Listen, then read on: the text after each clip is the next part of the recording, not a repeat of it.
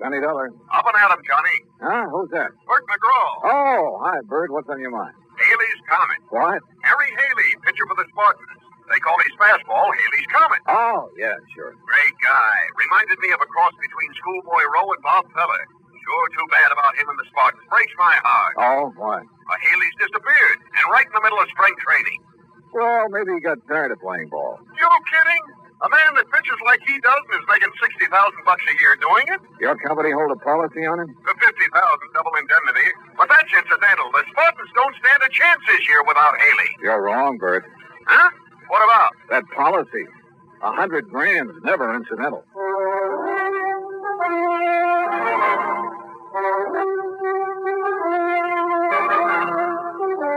Bob Bailey in the exciting adventures of the man with the action-packed expense account. America's fabulous freelance insurance investigator. Yours truly, Johnny Dollar. And now, Act One of yours truly, Johnny Dollar.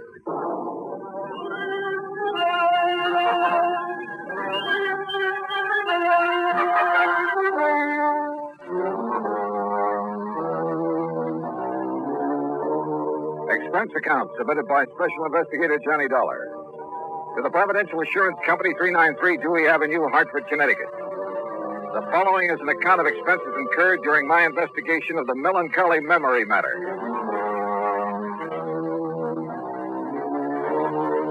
Expense account item 1, $1.20, taxi from my apartment to Bert McGraw's office. Bert's a large man with a voice to match. Before becoming an insurance agent, he played ball with the Bush Leagues and eventually spent a year with the Spartans. He'd never forgotten.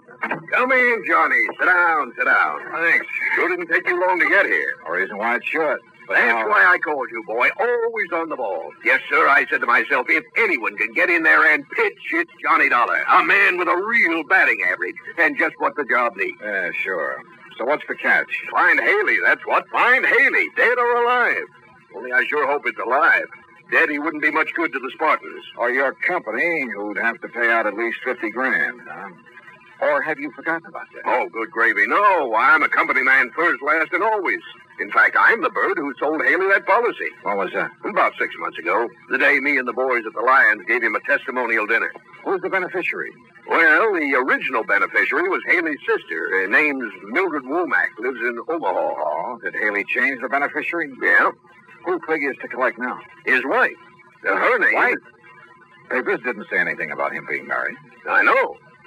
Well, it happened recently? Since he's been in Tucson for spring training with the rest of the team.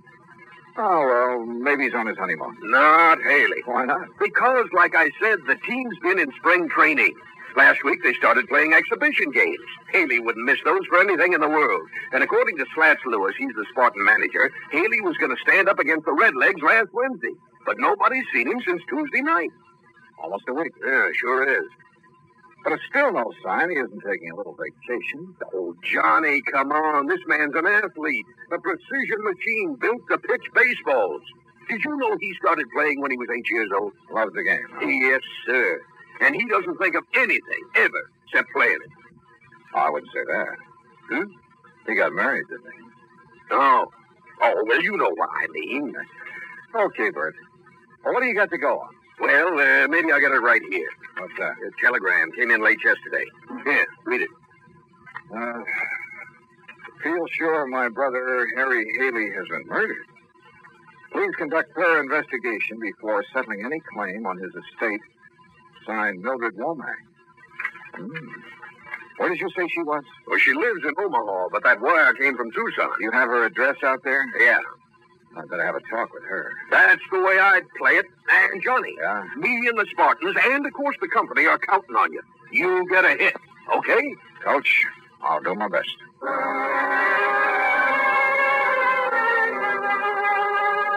Expense account item 2, 10 cents for an afternoon paper. It contained a follow-up story on Haley's disappearance with a quote from his sister Mildred. But again, there was no mention of Haley's wife. Item 3, $148 air travel to Tucson and cab fare to the Westin Hotel. I called the Casa Grande Motel where Mildred Womack was staying, then rented a car and drove out to it. It was on the highway to Nogales, and she was waiting for me. A tall, thin woman, obviously Haley's older sister. I followed her in and sat down on the stiff chair between the bed and the dresser. You ever see Harry play, Mr. Dollar? No, ma'am. I'm afraid that's something I've missed. Oh. Well, this is his picture in case you want to know what he looks like. I've seen pictures of him in the papers and newsreels, Mrs. Womack. Handsome man, ain't he? And famous. Too famous. All that publicity about his new contract, that's what started the trouble. How do you mean? If he'd never reached the big leagues, he'd be alive today. Do you really believe he's dead? Of course I do. Did you read my telegram? Well, yes, ma'am. But do you have any proof of his death? Have all I need. Would you mind telling me what it is? The record of my brother's doings before I came to Arizona. Oh? I didn't get out here until the day before he disappeared. I came because Harry wasn't writing to me like he was supposed to, so I hired me a detective to find out what he was doing with his time. You hired a detective to follow your brother? There's no law against it. No. Especially when I suspected something was wrong. Yeah, I've had to watch out for Harry since our pa died 12 years ago. How old is your brother? 25. That's physically. But he's still a baby. Mrs. Womack, about this proof you have. I'll get to it. See, before Harry signed up with the Spartans, he never had nothing. And after last year, well, now they're paying him a heap of money. Naturally, a man like him, simple and all, why, he was just like a ripe melon waiting for some little chippy to come along and pick him off the vine, which is just what happened. Then you know he's married. Of course I know, but I wouldn't have known if it hadn't been for that detective, Mr. Oglethorpe. You know why he kept his marriage a secret? Sure. Same reason I've tried to keep it one. What's that?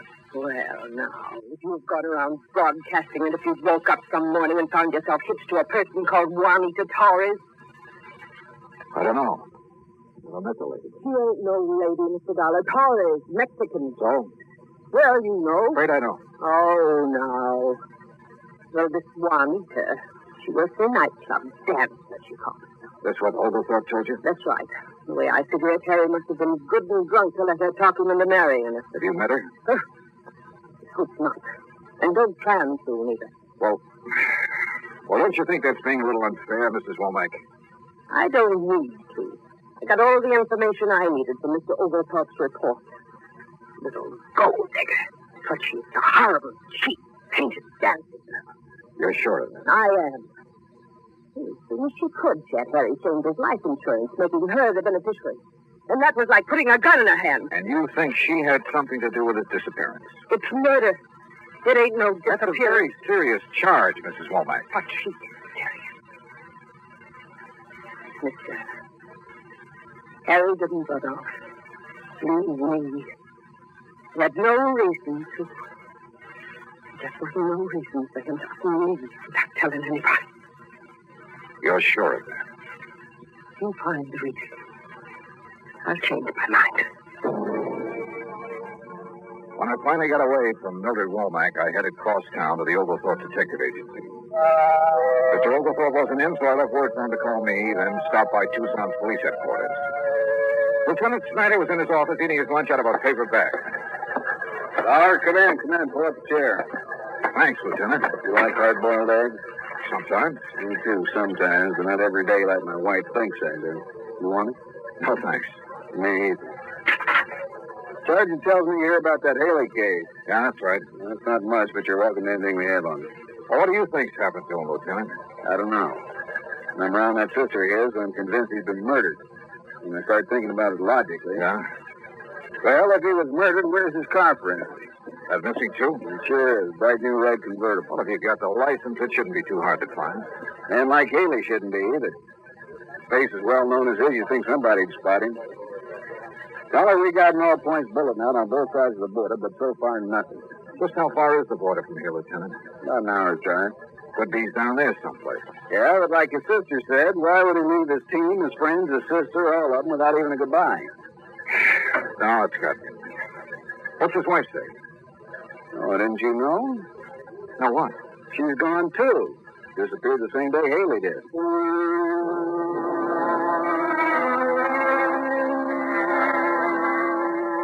The Spartans were playing an exhibition game that afternoon, so after telling Lieutenant Snyder where I was staying and asking him to call me if anything broke, I drove out to the ballpark. You know, there's a saying in baseball, if anybody knows a pitcher, it's the man who catches for him.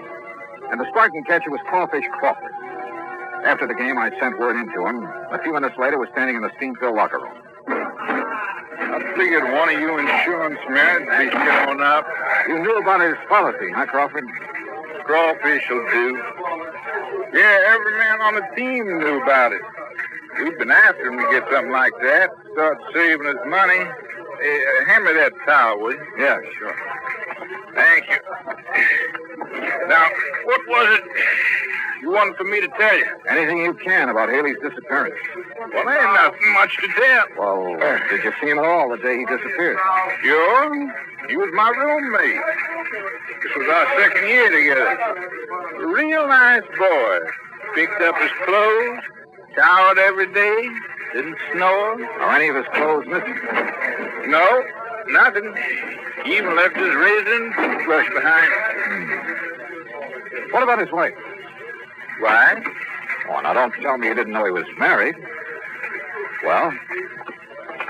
Wasn't much he didn't tell me. But when he'd tell me something he didn't want talked about, I always told him I wouldn't open my mouth to nobody. Don't figure on doing it now. But it's no secret. The afternoon papers are playing his marriage up big. Well, then I reckon it's all right.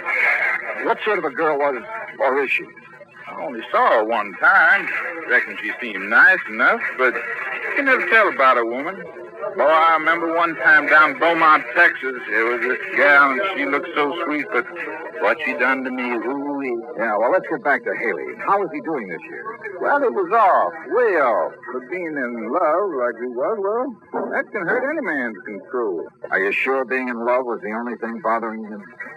I don't know what else could have been. But if I think of something, I'll let you know.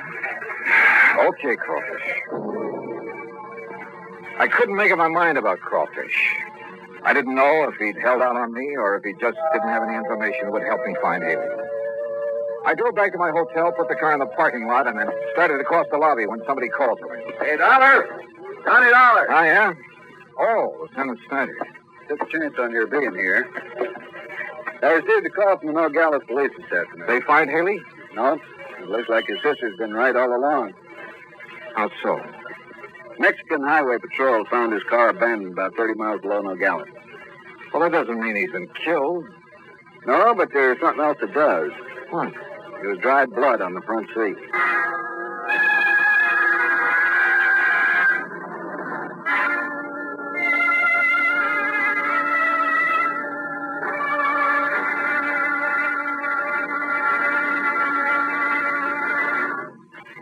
Act Two of yours truly, Johnny Dollar, in a moment.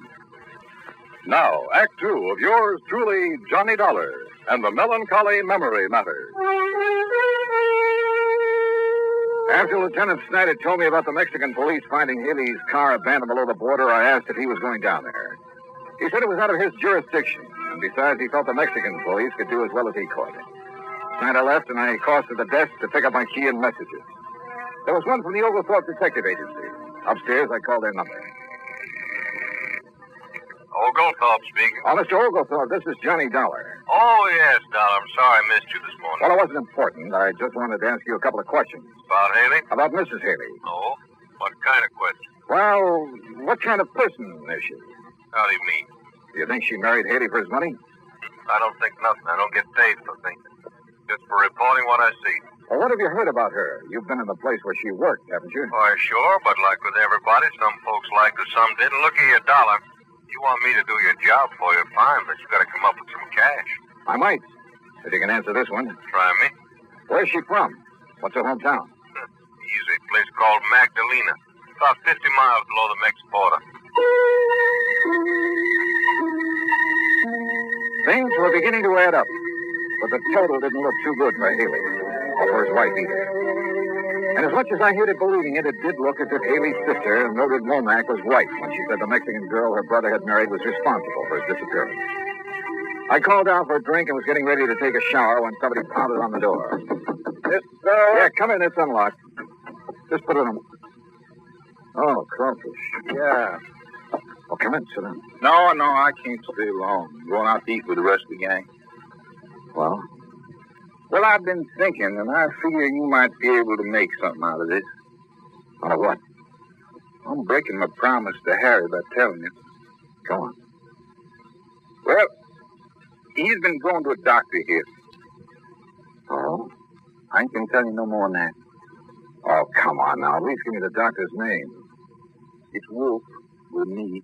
Wait a minute. Wolf with a name. What are you doing? Looking it up in the phone book. Well, you can't call the nights after office hours. I'm just curious to see if there is such a doctor. What's the matter? Don't you trust me? Yeah. Yeah, I trust you, Crawfish. Is it here? Let's see. Yeah, Dr. George M. Wolf. Specializing. Yeah. Yeah, I see it.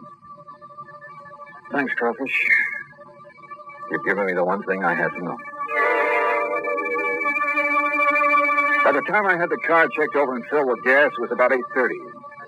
The sign over the office of Casa Grande Motel served to light the whole court. Mrs. Womack's bungalow was dark, but I knocked on the door anyway. Yes? Who is it? Johnny Dollar. Mrs. Womack. I'm sorry if I woke you up this evening. You didn't. I've been sitting and thinking about Harry. But then Snyder told me they found his car. With blood on his feet. It's like I knew all along. Mrs. Womack, I wouldn't give up hope if I were you. I gave up hope when I heard he'd married that girl.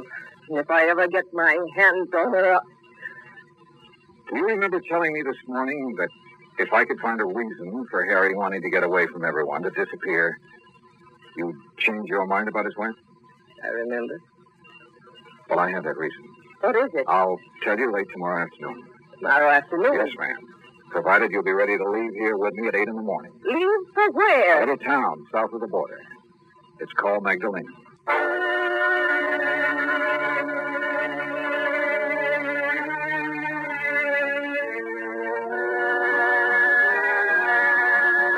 It's 65 miles from Tucson to Nogales. We made it in an hour.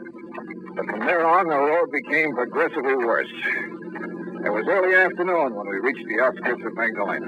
Oh, really, Mr. Dollar, I wish you'd tell me what we're doing down here. I'll tell you when I'm sure, Mrs. Womack. You mean, this may be a wild goose chase. It may be, but I don't think so. Oh, really? Oh, you'd think they'd have sense enough to keep their chickens at home. You don't care much for the Mexican people, do you, Mrs. Womack? No, I don't. Why not? You know? I sure do. Because they're so poor and dirty. By our standards, I guess some of them are poor. But as for being dirty, have you ever seen American ditch diggers or farmers after a hard day's work? Well, what about their children? They're always filthy. Like those over there. Huh? Where? In that field. See them? Yeah. Yeah, I sure do. Mr. Dollar, what are you doing? Be right back. Mr. Dollar?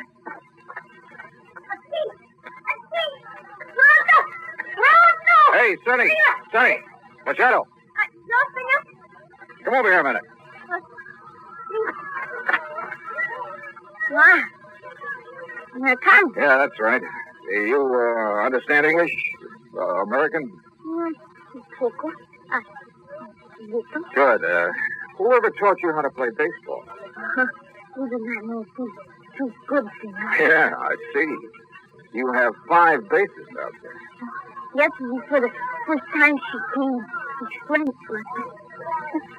I am sure there's 5 bases. No? No. It does not matter to me. We are grateful for what she gives to us for the, home run! The bat. The bat. And the guante. The glove. Well, who is this lady? What's her name? What is she? What? Senorita Venezuela. Do you know where she lives? In the room of her father. You want me to show the room? Yes, son. That'd be fine.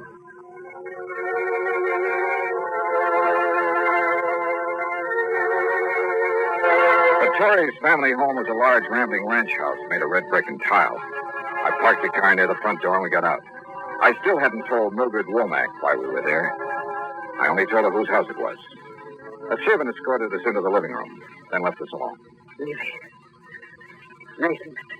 Dollar. Yeah? What is it now? Don't you understand how I feel? You think I can face these tourist people after that little daughter has got away with my property? Your brother hasn't been done away with, Mrs. Womack. Oh, you aren't really sure of that. I'm not sure of anything. What blood did they find on the front seat of his car? Why not ask him? Him? Your brother. He's standing there in the doorway right behind you. Harry? Hello, Mildred. Oh, Harry. Oh, I'm so glad. I'm so very glad. Are you? Oh, why, of course, I thought. Oh, everything as I thought. I'll bet. Now, you hurry and get your things together, dear. We'll let Mr. Dollar drive us back to civilization. I'm not going back, Mildred. Oh, I hoped you'd never find me. Harry, why? Oh, I've been so worried about you. I wanted to get away from you for good, Mildred. What? I'll never forget the things you said to me about Juanita. Oh, Harry, after all... They made me sick, you hear? You know what she did, mister? She invited me over to dinner, not me and my wife, just me. Last Tuesday night. Yeah. And when I got there, and I should have known what she had in the back of her mind, she tried everything she could to get me to leave Juanita, including calling me names and telling me what a dirty, sneaking detective had found out about Juanita. It was all true. Even if it was true, who cares what she did before we were married or what I did? Harry, you shouldn't talk to me like this after all the things I've done for you. Oh, I've now, taken care of don't you. give me that routine, Mildred. I'm sick of it. Ever since I was a kid. But I did everything for you, even after you grew up. Sure. Even tagging along every year to spring training to see that I behaved like a nice little boy. Harry. Well, ain't it the truth? I had to protect you, Harry. Don't you understand? You're all I have. You can get a husband. Have him leave me like Joe did. Joe left you because you were so busy making a fuss over me you never had time to even cook his meals. Oh, Harry. Oh, Harry, please. You. Your name, Dollar? That's right. Insurance investigator. We thought perhaps you... You met up with an accident, huh? Yeah. What about that blood in your car? Hit a chicken on the way down here. We were a little tight by then. Thought the blood would make it look like we'd been killed. Nobody come looking for us. Why didn't you take your clothes? 2 reasons. When we left Tucson that night, we hadn't planned on disappearing. What's the other one? Mildred bought most of them for me. Harry, don't hurt me, please. I couldn't stand it if I thought you were... Get her out of here, Dollar. No, I won't leave. Go on back to Omaha, Mildred. Back to your roses and your cat. I never want to see you again.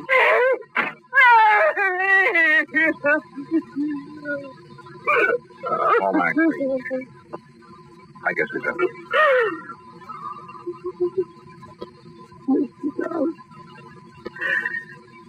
And I've been wrong all this time.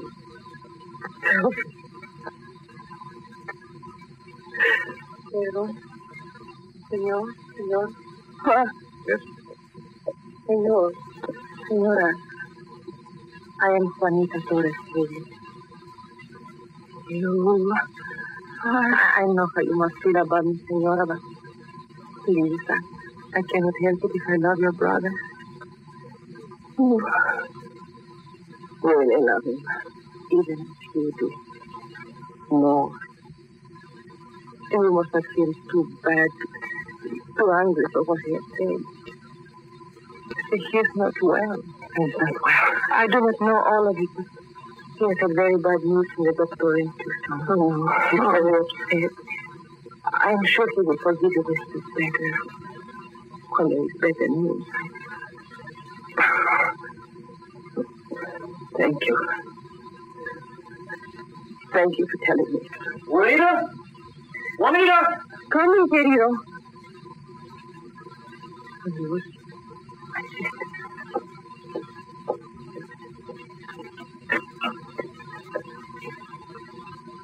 Well, She's a lovely girl, isn't she? yeah. You see it, senor? She's just left. Yeah, we saw her, thanks. 5 spaces. You tell him that was wrong? No, that's something you'll have to do. Oh.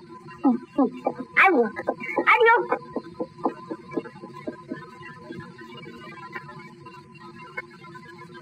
$1. Well, in Tucson last night. You said you knew the reason for Harry wanting to disappear. You couldn't have known what he said just now. I learned he's been going to a doctor in Tucson. A specialist. Diseases of the eye. What? I called the doctor before we left Tucson this morning. He told me your brother is losing his sight. What? He's going blind.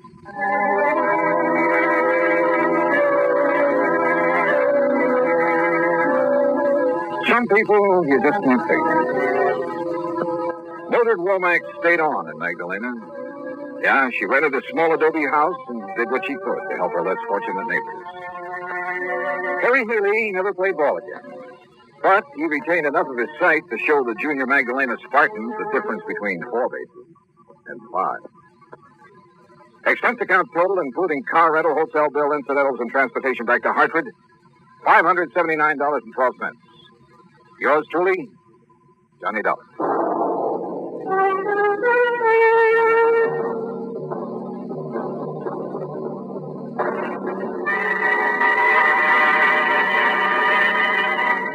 Now, here is our star to tell you about next week's story. Next week, 3 of the most unforgettable characters I've ever met. And believe it or not, a case that solves itself. Join us, won't you? Yours truly, Johnny Dollar.